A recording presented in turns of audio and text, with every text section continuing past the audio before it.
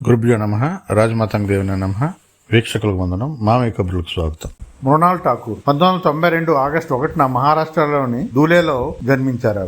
ఆమె జల్గావ్లో Saint Joseph convent school మరియు ముంబైకి సమీపంలోని వసంత్ విహార్ హై స్కూల్లో చదువుకుంది. ఈ సమయంలో తనకి టెలివిజన్ లో వచ్చిన ఆఫర్ కారణంగా గ్రాడ్యుయేషన్ పూర్తి చేయకుండానే కళాశాలను విడిచిపెట్టింది. ఆమె కళాశాలలో చదువుతున్నప్పుడే స్టార్ ప్లస్ సిరీస్ ముస్సే కుచ్ కెహ్తీ ఏ ఖామోషియాన్ లో మోహిత్ షహగల్ సరసన గౌరీ భోస్లే పాత్రలో ఠాకూర్ నటించారు. ఈ కార్యక్రమం 2012 నుంచి 2013 వరకు ప్రసారం చేయబడింది. తర్వాత 2013లో ఠాకూర్ మిస్టరీ థ్రిల్లర్ హర్ యుగ్ మే ఆయేగా ఏక్ అర్జున్ లో ఎపిసోడిక్ ప్రదర్శనలో కనిపించింది. ఆమె ఫిబ్రవరి 2014లో జీ టీవీ యొక్క సోప్ ఒపేరా కుంకుమ భాగ్య కోసం మృణాల్ ఠాకూర్ నటించారు.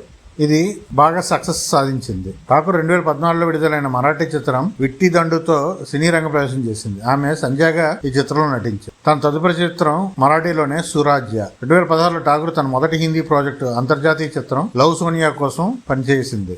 ఈ చిత్రం కోసం కోల్కతాలోని ఈ చిత్రం ప్రపంచ మానవ అక్రమ రవాణా సమస్యను వెలుగులోకి తెచ్చే ఒక పల్లెటూరి అమ్మాయి పాత్రలో ఈ చిత్రంలో నటించింది. ఆమె ఈ చిత్రం ప్రిపరేషన్ కోసం వేశ్యల బాడీ లాంగ్వేజ్ ను అధ్యయనం చేయడానికి ఒక వ్యభిచార గృహంలో ఉండేవారు. ఇది విమర్శకుల నుంచి ప్రశంసలు అందుకున్న బాక్సాఫీస్ వద్ద ఫెయిల్ అయింది. 2019లో వికాస్ బఖ్లా జీవిత చరిత్ర ఆధారంగా నిర్మించిన సూపర్ 30లో హృతిక్ రోషన్ సరసన నటించింది. ఆమె 2019లో అత్యధిక వసూలు సాధించిన హిందీ చిత్రాల్లో ఒకటిగా నిలిచింది.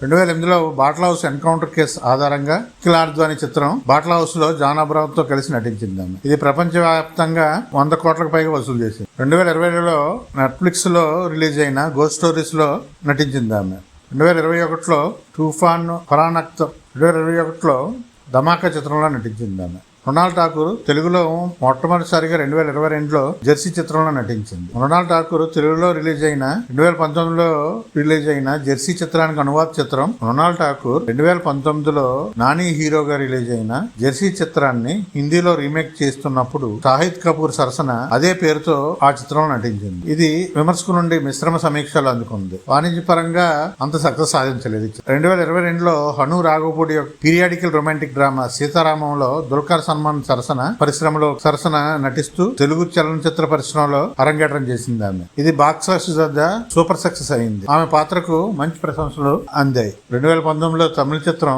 మృణాల్ ఠాకూర్ చివరగా తెలుగులో నాని సరసన హాయ్ నాన్నలో నటించింది. మృణాల్ ఠాకూర్ తెలుగులో హాయ్ నాన్న, నానితో హాయ్ నాన్న, విజయ్ దేవరకొండతో ది ఫ్యామిలీ స్టార్ చిత్రాల్లో నటించింది. మృణాల్ ఠాకూర్ కి 2015లో కుంకుమ భాగ్యకు సీరియల్ కు గాను ఇండియన్ టెలివిజన్ అకాడమీ అవార్డ్స్ లో ఉత్తమ సహాయ నటి పాత్రకు తెలుగు చిత్రం సీతారామన్ చిత్రానికి ఉత్తమ నటిగా ఫిల్మ్ఫేర్ అవార్డు గెలుచుకుందాము.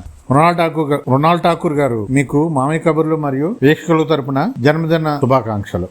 మామయ్య కబుర్లు ఛానల్ను సబ్స్క్రైబ్ చేయండి, గంట సింబల్ నొక్కండి, లైక్ చేయండి, వీడియోని షేర్ చేయండి. Thank you for watching.